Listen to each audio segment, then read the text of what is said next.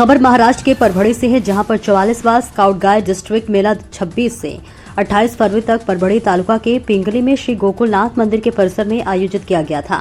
26 February को मेले का समापन गणमान्य लोगों द्वारा किया गया। छात्रों के सर्वांगीण व्यक्तित्व व विकास को बढ़ावा देने के लिए इस 3 दिवसीय मेले में विभिन्न प्रतियोगिताएं और गतिविधियां आयोजित की जा रही हैं। इनमें स्ट्रीट मूवमेंट कॉम्पिटिशन, टेंट लगाना, कच्चा खाना बनाना, fire programme, tent impact action, band street competition, जुलूस exhibition competition, human manner competition और फर्स्ट एड कंपटीशन वगैरह शामिल है। परभणी जिले के अलग अलग स्कूलों ने जिला लेवल के मेले में हिस्सा लिया है। देखिए संवाददाता शांतिलाल शर्मा की रिपोर्ट। पहा, या 44व्या जिल्हा मेळाव्यामध्ये दरवर्षी मोठ्या संख्येत विद्यार्थी सहभागी होतात, परंतु हा मेळावा आयोजित करण्यामध्ये थोडा विलंब झाला आणि परीक्षेचा कालावधी असला तरीही शिक्षण विभागाच्या सहकार्यामुळे जवळपास 700 ते 800 विद्यार्थी सहभागी झालेले आहेत। 45 शाळा सहभागी झालेल्या आहेत आणि एकूण 90 संघ या ठिकाणी सहभागी झालेले आहेत। आणि या 4 दिवसीय मेळाव्यामध्ये अतिशय विद्यार्थ्यांच्या व्यक्तिमत्वाला आकार आणि दिशा देणारे विविध उपक्रम या ठिकाणी आयोजित होणार आहेत। विद्यार्थ्यांच्या हस्तकौशल्याचा विकास होणार आहे, त्यासोबतच त्यांच्यामध्ये सहकार्याची भावना वाढीस लागणार आहे। एकमेकाला हातास हात धरून कसं आपण जीवन जगू शकतो याचं कौशल्य ते या ठिकाणी शिकणार आहेत।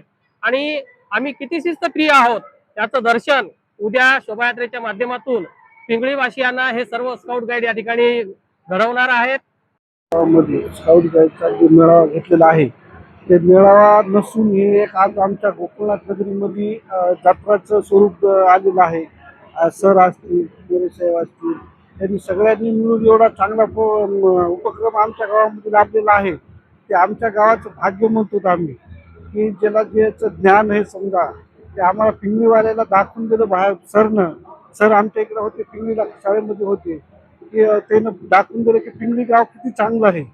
त्या पद्धतीनं मी जेवढे इथं आलेले स्काउट गाईडला शिक्षक असतात, विद्यार्थी असतात, त्यांचं पिंगळी गावाच्या वतीनं मी मग चित्रशिल्प आहे, नृत्यनाट्य आहे, गायन वादन आहे, ज्या मुलांच्या अंगामध्ये असणारे जे सुप्त गुण आहेत त्या सुप्त गुणांचा विकास करत या देशाचा सुजाण नागरिक, मूल्यवान नागरिक, देशाप्रती म्हणजे अभिमान निर्माण होणारा नागरिक कसा घडता येईल आणि स्वतःची कामं स्वतः करत दुसऱ्यावर आपण डिपेंड न होता राहता स्वतःची कामं स्वतः करत आपल्या जीवनामध्ये, वैयक्तिक जीवनामध्ये कसा विकास साधता येईल याचा प्रयत्न सातत्यानं स्काउट मास्टर हे विद्यार्थ्यांच्या जीवनामध्ये करण्याचा प्रयत्न करतात। मग याचं उदाहरण द्यायचं झालं तर या मेळाव्यामध्ये विविध प्रकारच्या स्पर्धा असतात, त्यामध्ये अत्यंत महत्त्वाच्या स्पर्धामध्ये बिन भांड्याचा स्वयंपाक, कारण हा जो अभ्यासक्रम आहे हा निसर्ग निवासामध्ये विद्यार्थ्यांच्या मनामध्ये ठसवला जातो। मग निसर्गामध्ये असताना ज्या येणाऱ्या अडचणी आहेत त्या अडचणीवर मात करत उपलब्ध परिस्थितीमध्ये, उपलब्ध साहित्यामध्ये आपलं जीवन कसं आपल्याला पुढे नेता येईल, अडचणी कशी मात करता येईल हे महत्त्वाचं शिक्षण या चौच्या माध्यमातून विद्यार्थ्यांना दिलं जातं।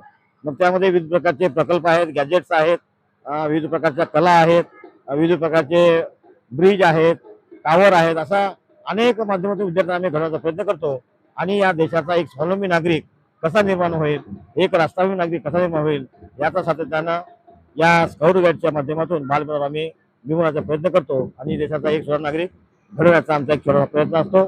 हीच शिकवण या विद्यार्थ्यांना या मेळाव्याच्या माध्यमातून मिळते। 3 दिवस विद्यार्थी अत्यंत अगदी आनंदानं या परिसरामध्ये राहतात। स्वतःचा स्वयंपाक स्वतः करणे, स्वतः खाणे, स्वतःची कामं स्वतः करणे, कपडे स्वतः धुणे, भांडी स्वतः घासणे, अशा विविध प्रकारचे कामं हे विद्यार्थी स्वतः करत असतात। आणि यातूनच उद्याचा या देशाचा एक धष्टपुष्ट आणि सुजाण नागरिक निर्माण होणार आहे याचा आम्हाला निश्चितपणे आत्मविश्वास आहे।